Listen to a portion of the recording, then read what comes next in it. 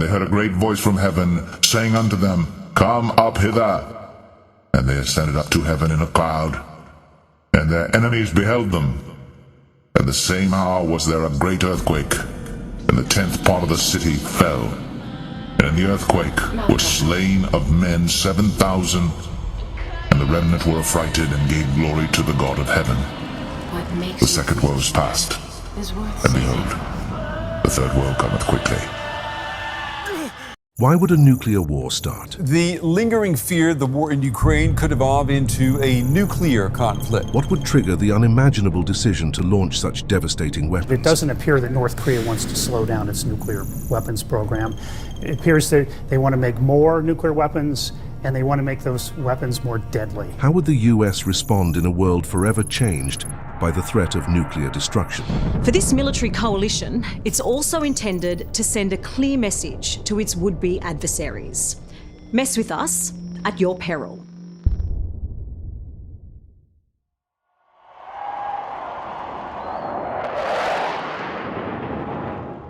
The United States currently possesses around 5,550 nuclear warheads.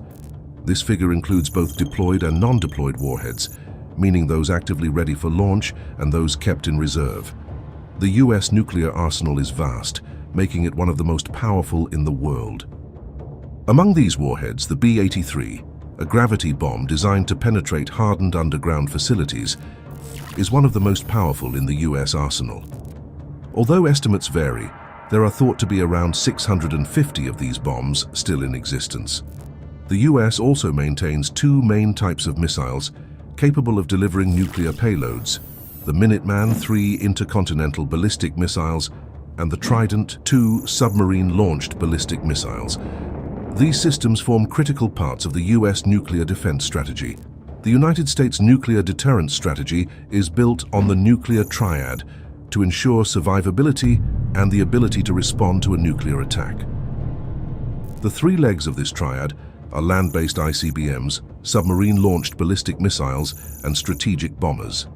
This structure ensures that the US maintains the capability to retaliate, even if one or two components are compromised.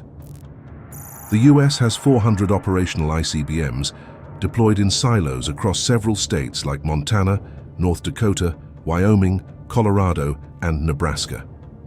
These silos hold Minuteman III missiles, each capable of carrying multiple warheads. These missiles can be launched within minutes of a presidential order and are considered the backbone of the land-based leg of the triad.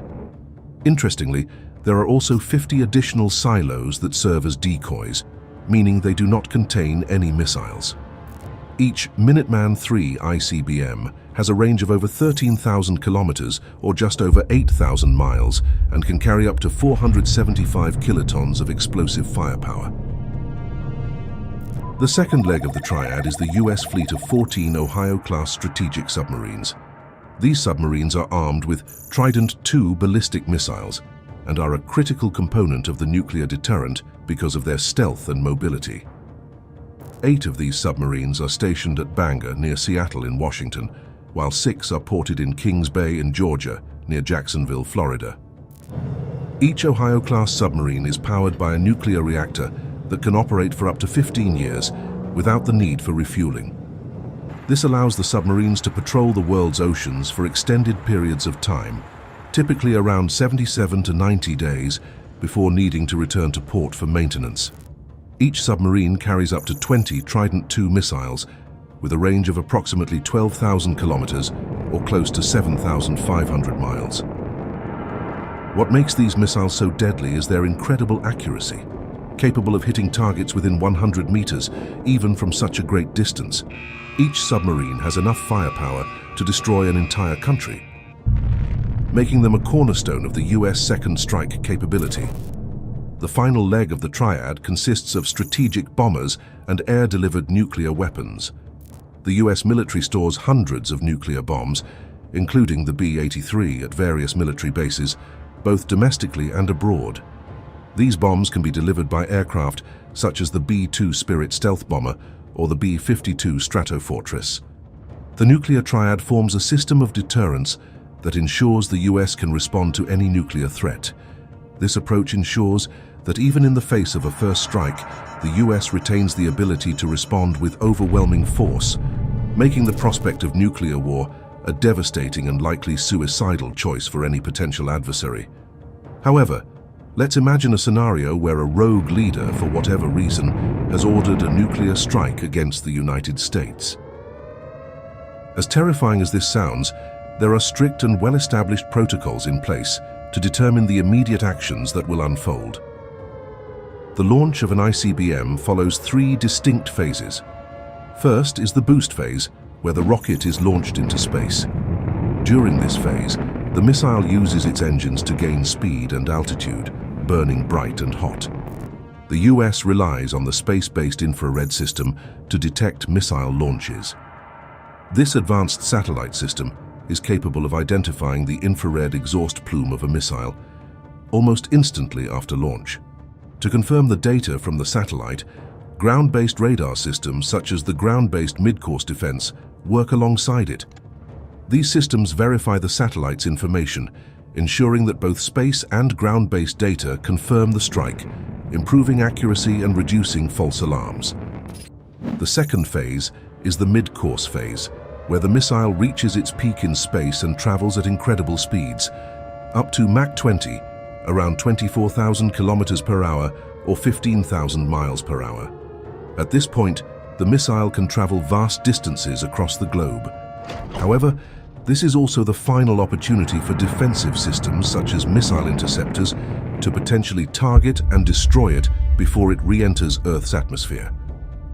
Finally, in the terminal phase, the nuclear warhead re-enters the atmosphere, heading toward its target at blistering speeds. Once it gets this far, the chances of interception become minimal and the impact is almost certain. In such a scenario, the US president has a narrow window of time, about 10 to 15 minutes, to make a decision regarding a retaliatory strike that will potentially seal the fate of humanity. The president's decision for the release of nuclear weapons is governed by the two-man rule at all times. If the president decides that the United States must launch nuclear weapons, the decision is communicated to the chairman of the Joint Chiefs of Staff and through him to the National Military Command Center, which is often called the War Room via the Presidential Emergency Satchel, better known as the football. Inside the football, there is a black book listing a menu of strike options, and the biscuit, a 3x5-inch card with authentication codes for the president to confirm his identity. The menu of strike options includes major attack options, selected attack options, and limited attack options. At the first sign of an incoming nuclear strike, the president would be evacuated aboard the E-4B Nightwatch, commonly known as the Doomsday Plane. This aircraft is designed to operate in the midst of a nuclear war, flying high above the country to serve as a secure command center. It is specifically equipped to resist electromagnetic pulses or EMPs, ensuring continuous communication and control. However, if the president were incapacitated during the attack, the chain of command would immediately pass to the vice president or another designated leader, ensuring that a retaliatory strike can still be ordered. The Pentagon has conducted numerous simulations of potential nuclear conflicts, and the results are almost always the same. Nuclear Armageddon. One simulation, developed by Princeton's Science and Global Security Project, estimated that a full-scale nuclear war between the US and Russia would result in over 90 million deaths and injuries within the first few hours of conflict.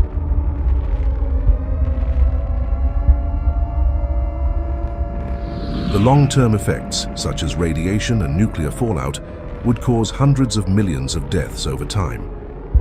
The concern is with leaders who may not be deterred by the concept of mutually assured destruction, or MAD. Such leaders could escalate tensions to the point of a nuclear exchange, despite knowing it could devastate civilization. The simulations confirm that nuclear war, even a limited one, would likely trigger widespread destruction, fundamentally altering life itself on our planet. While it's very difficult to predict the exact response of the US during nuclear war, a very sensitive document got declassified in 2012 that showed the exact nuclear war plans of the US during the 1960s. This was known as the Single Integrated Operational Plan, or SIOP, which was the United States General Plan for Nuclear War from 1961 to 2003. The SIOP was primarily directed against targets in the Soviet Union and later Russia, but it also included targets in China, North Korea, Iran, Iraq, Syria, and Libya. The first SIOP, titled SIOP 62, was finished on December 14, 1960, and implemented in July 1, 1961.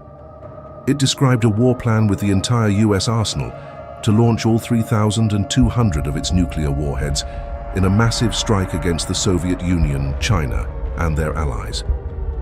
The total explosive power of these warheads was nearly 8,000 megatons of TNT. To put that in perspective, that's the same as dropping over 500,000 Hiroshima bombs.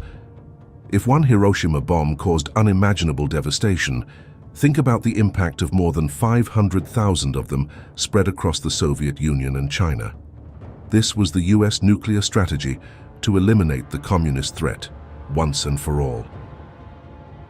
The execution of SIOP 62 was estimated to result in 285 million dead and 40 million casualties in the Soviet Union and China.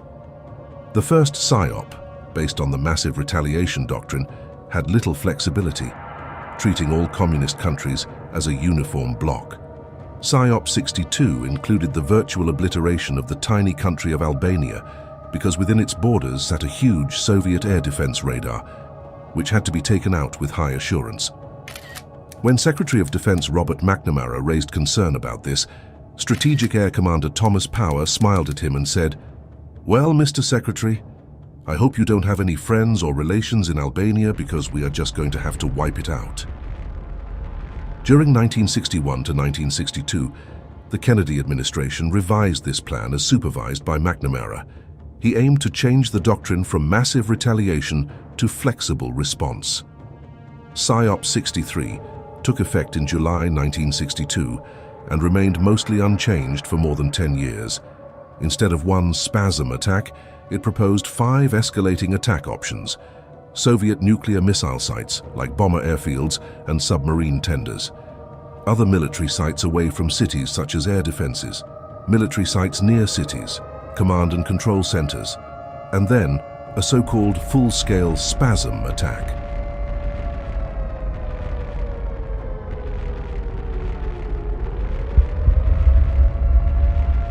We have lived in the shadow of nuclear weapons for decades, and the world has come too close too many times.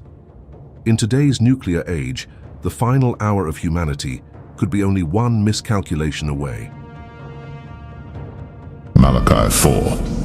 For behold, the day cometh that shall burn as an oven, and all the proud, yea, and all that do wickedly, shall be stubble. And the day that cometh shall burn them up, saith the Lord of hosts, that it shall leave them neither root nor branch. But unto you that fear my name shall the Son of Righteousness arise with healing in his wings, and ye shall go forth and grow up as calves of the stall. And ye shall tread down the wicked, but they shall be ashes under the soles of your feet in the day that I shall do this, saith the Lord of hosts.